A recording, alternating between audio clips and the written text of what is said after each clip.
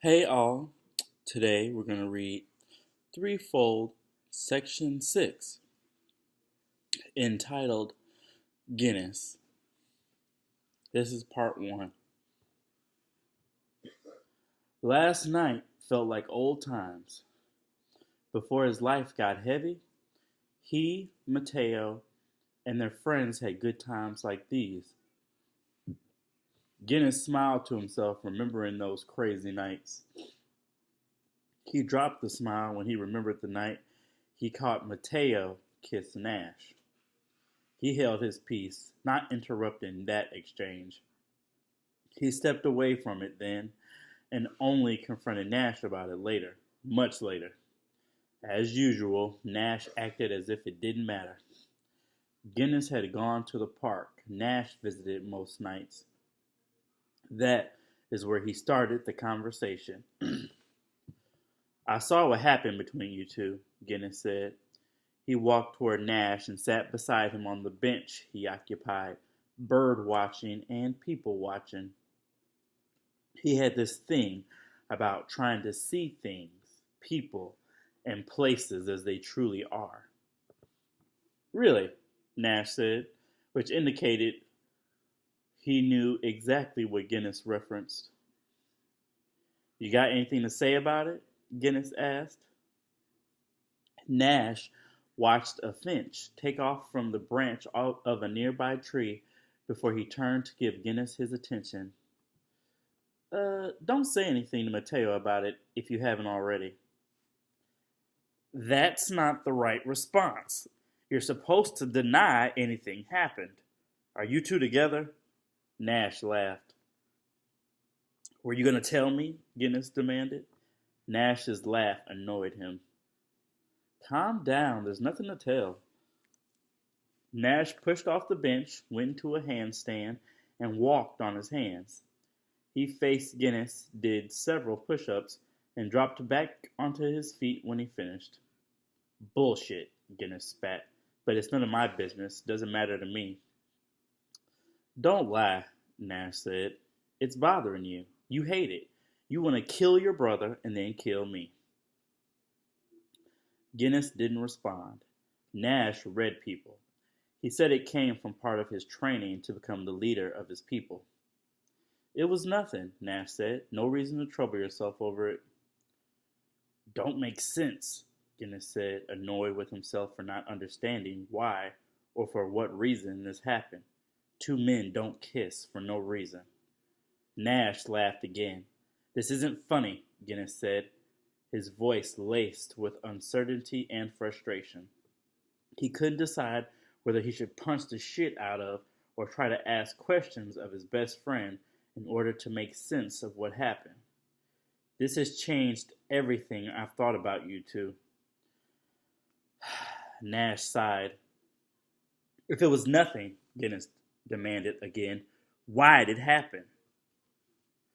Your people lose themselves over the most insignificant things. Nash did 3 backflips. Next, he performed a one-handed handstand and closed his eyes. We've known each other a while. You know I'm an open book. What would prevent me from telling you anything? Did that cross your mind? I don't want to play these games, Guinness said. I don't want to deal with your cryptic bullshit today. I'm already pissed off.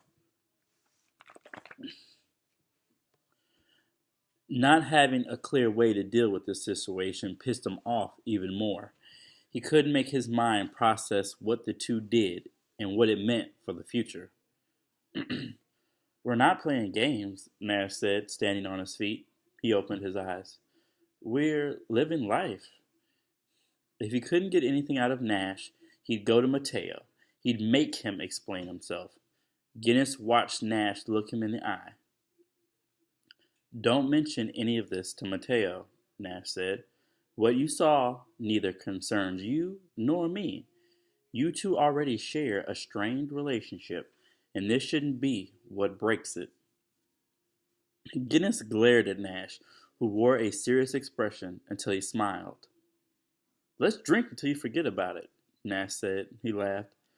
Guinness's narrowed eyes stayed on their target. "I'll invite Violetta and Lorenza," Nash said. He went into a handstand and walked toward him, smiling. Guinness wanted to forget about it, which he decided was the reason he went along with Nash's suggestion.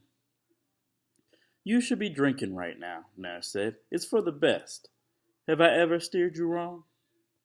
There was the time you suggested I try that blue-green smoking drink. Besides that time, have I ever?" Nash questioned with a sly grin. He flipped back onto his feet. "Hell yeah," Guinness said. "Sounds like I need to remind you of a few times you've gotten me into trouble. I can list dates." Nash shoved him to shut him up before he jumped him and pulled him into a headlock and dragged him off. After that night, they never discussed it again, and he never went to Mateo with it either. Guinness ignored it. He hadn't wanted things to change. He was a little surprised Nash picked up on the tension between him and Mateo. It wasn't on purpose or overt. Something happened that cemented their bond as brothers, but on Guinness's part, put distance between them too. Nothing changed between him and Nash, but his perception of Mateo slowly changed. He saw him differently because of who Mateo became in his mind after seeing the kiss. He was all the shit he'd heard about those types of guys when he was younger, around his old man and his drinking buddies. Guinness had seen Mateo as a strong guy who was reliable. People could depend on him, even after he witnessed his kiss with Nash. But because of what he did to their old man, he saw him as a weak coward. The explanation he wanted he never got. Instead, he worked one out for himself that he knew was right. But he never found out what Nash had to do with any of it. He shook his head to make himself forget about it. That was in the past.